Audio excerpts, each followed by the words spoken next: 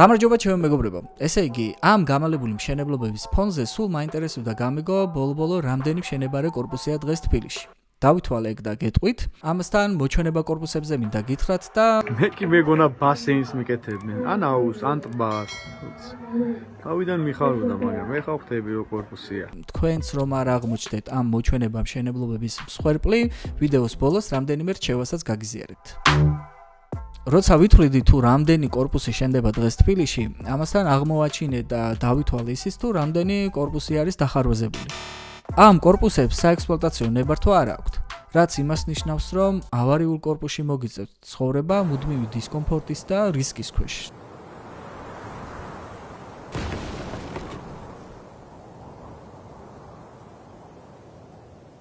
რაც ძალიან დიდი პრობლემაა, ხო? და ამას დამატებული ისიც, რომ გაყიდვა რომ მოგინდეთ, უბრალოდ ვერ გაყიდით. სახლი ისე ვიყიდე არ მინახავს, რადგან ემიგრაციაში ვცხოვრობ. სიმართლე გითხრათ, არ ვიცოდი რომ დახარვეზებული იყო. ეს მოგვიანებით გავარკვიე. საკმაოდ დიდი თანხა გადავიხადე, ახლა გაყიდვამ სურს, მაგრამ ვერ ვყიდი, რადგან დახარვეზებულ კორპუსზე თავს იკავებენ. ეს არის ამონარიდი ერთ-ერთი დაზარალებულის ინტერვიუდან და ასეთი უამრავია. 200-მდე ასეთი კორპუსი დახარვეზდა მარტო 2021 წელს და საერთო ჯამში 13000 ოჯახი დაზარალდა. 13000.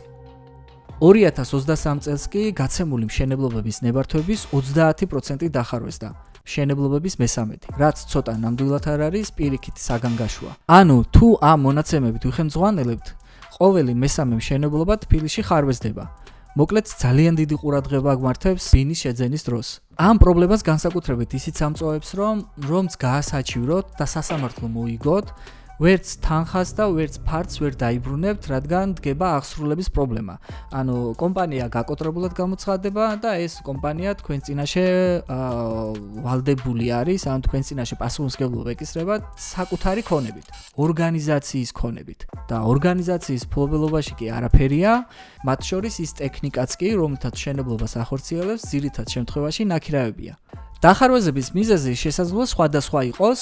პირველი ეს არის სტრუქტურული პრობლემები, ბზარები კედლებში, არასათანადო საძირკველი, რაც შესაძლოა შემდეგ უკვე საკმაოდ დიდ პრობლემად იქცეს. ასევე საინჟინრო საკომუნიკაციო ხარვეზები, ეს არის წყალგაყვანილობა, ელექტროგაყვანილობა თუ საკანალიზაციო გაყვანილობის პრობლემები, რაც მაცხოვრებელს მუდმივ დისკომფორტს უქმნის. სახანძრო უსაფრთხოების სტანდარტების დარღვევა, ეს არის საევაკუაციო გასასვლელების ბლოკირება და არასათანადო სავენტილაციო სისტემები. ასევე დახარვეზების მიზეზი შესაძლოა იყოს არასრული ინფრასტრუქტურა, არარსებული პარკირება, მოუწესრიგებელი ეზოები და არასაკმარისი გამწვანება. კიდევ ბევრი დეტალია, რასაც კანონმდებლობა განმარტავს, რთულია უბრალოდ ამ ყველაფრის ერთად თავმოყრა და ერთ ვიდეოში გადმოცემა.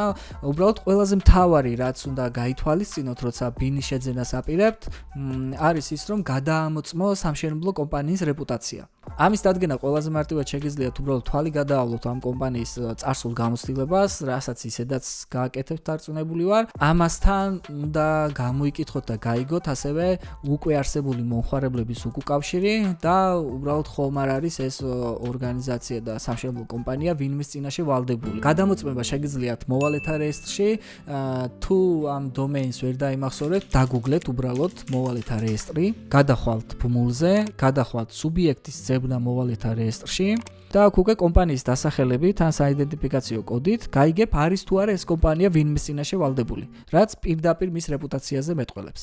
სტატისტიკის ეროვნული სამსახურის მონაცემებით 2024 წელს თბილისში 5648 სამშენებლო ნებართვა გაიცა. აქედან ზოგი სასტუმროა, ზოგი რესტორანი, კაფე, საბავშვო ბაღი, საწყობი, ავტოგასამართი სადგური. მოკლედ ყველა ამ მიზნით ჯამში ერთად გაცემულია 1112 ნებართვა, რაც ცოტა არ არის. და არც ძალიან ბევრი პრინციპში, ხოლო დანარჩენი 4536 ნებართვა საცხოვრებელს ეხება. 4500 მარტო თბილისში. შედარებისთვის საქართველოს სხვა რეგიონებში საცხოვრებელი მშენებლობები ასე გამოიყურება.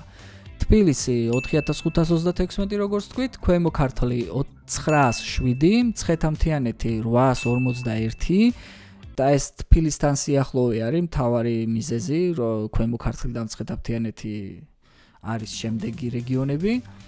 აჭარა 612, კახეთი 425, იმერეთი 329, სამცხე-ჯავახეთი 248, სამეგრელო ზემო სვანეთი 197, შიდა ქართლი 192, გურია 100, რაჭა-ლეჩხუმი და ქვემო სანათი 53. თუ მშენებარე ან ახალაშენებულ კორპუსში ბინის შეძენას გეგმავთ, აუცილებელია თავიდანვე დაიცვათ თავი რისკებისგან. ეგრეთ წოდებული ჰაერის ყიდვა გარკვეულ რისკებს შეიცავს და სწორი ნაბიჯებით ამ რისკების მინიმუმამდე დაყვანა შესაძლებელია. პირველი, როგორც უკვე ვახსენეთ, კომპანიის რეპუტაციის გადამოწმება, ხომ არა აქვს დაუსრულებელი მშენებლობები, ქონია თუ არა სასამართლო დავები, ნახეთ დასრულებული პროექტები ამ კომპანიის მიერ. ერთია, როცა საიტზე ამოწმებთ, თუმცა მიდით და ფიზიკურად ადგილზე ნახეთ დასრულებული პროექტები. დაათვალიერეთ ეზო, სადარბაზოები, ლიფტები, ესაუბრეთ იქ მაცხოვრებლებს, ამას ნამდვილად არავინ არ დაგიშლით და ძალიან სასარგებლო ინფორმაციას წამოიღებთ მართლა. შემდეგი არის ფინანსური სტაბილურობა, რამდენად სანდოა კომპანია ფინანსურად, კითხეთ უბრალოდ მის პარტნიორ ბანკებზე, ლიცენზიები და ნებართვები, ანუ მოითხოვეთ ყველა საჭირო ნებართვა, რაც მშენებლობას უკავშირდება, არა მარტო მოითხოვოთ, არამედ ასლები წამოიღეთ, დარწმუნდით, რომ კომპანიას ყველა საჭირო ნებართვა აქვს მიღებული და ამასთან გადაამოწმეთ ვადები და რამდენად არის კანონმდებლობის სრული დაცვით გაცემული ეს ნებართვები.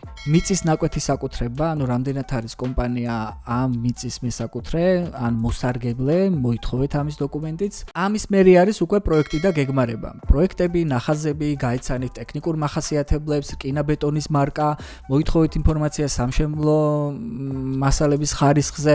როგორც წესი, სამშენებლო კომპანიები ამ ინფორმაციით იწყებენ ხოლმე საუბარს, რომ აღფრთოვანდე, ამიტომ არ დაკმაყოფილდეთ მხოლოდ ამ ინფორმაციით და ყველა ზემო ჩამოთვლის საკითხზე აუცილებელი არის, რომ სწორი ინფორმაცია გქონდეთ.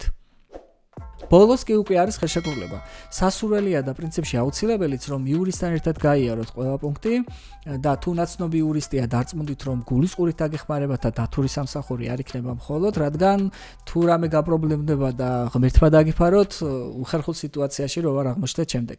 ხელშეკრულებაში კი განსაკუთრებული ყურადღება უნდა მიაქციოთ შემდეგ პუნქტებს. მშენებლობის დასრულების ვადა, რა მოხდება ვადის გადაცილების შემთხვევაში და გათვალისწინებული არის თუ არა ჯარიმები, ფასის ცვლილების პირობები, ანუ შესაძლებელია თუ არა ფასი შეიცვალოს მშენებლობის პროცესში, ფართის გადახრის პირობები, ანუ რა გადახრა დასაშვები და როგორ ანაზღაურდება, დაკორექტირდება ფასი, არსებული პრაქტიკიდან გამომდინარე ხშირია ესეთ შემთხვევები, ან მოგაკრდეთ, ან მოგემატოთ ფართი, რაც საბოლოო ჯამში ფასზე და თქვენს ფინანსებზე აისახება. და ბოლოს ექსპლუატაციაში შესვლის პირობები, ანუ რა ვადაში უნდა შევიდეს კორპუსი ექსპლუატაციაში და რა პასუხისმგებლობა ეკისრება დეველოპერს ამ ვადების დარღვევისთვის. პასუხისმგებლობის სიმძიმით დაახლოებით წარმოდგენა შეიქმნით, თუ რამდენად პრიორიტეტულია ეს პროექტი კომპანიისთვის და რამდენად ყურადღებით უდგება მშენებლობის საკითხს. მოკლედ, უნდა იყიდოთ თუ არა ჰაერი, მშენებარე ბინა. ჰაერის ყიდვა როგორც წესი უფრო იაფიჯდება, ვიდრე დასრულებული ბინა. ამიტომ ეს კარგი ინვესტიცია, უბრალოდ ყველა ზემო ჩამოთვლილი რისკები უნდა გაითვალისწინოთ. ამასთან არც ერთ შემთხვევაში არ გადარიცხოთ სრული თანხა წინასწარ და მშენებლობის პროგრესის შესაბამისად ეტაპობრივად გადაიხადეთ. ამ თემას კიდევ ხშირად შევეხები, ამიტომ არხის გამოწერა და ვიდეოს დალაიქებაც არ დაგავიწყდეთ, გისურვებთ ყველას მშვიდ და სარფიან შენაცვლას.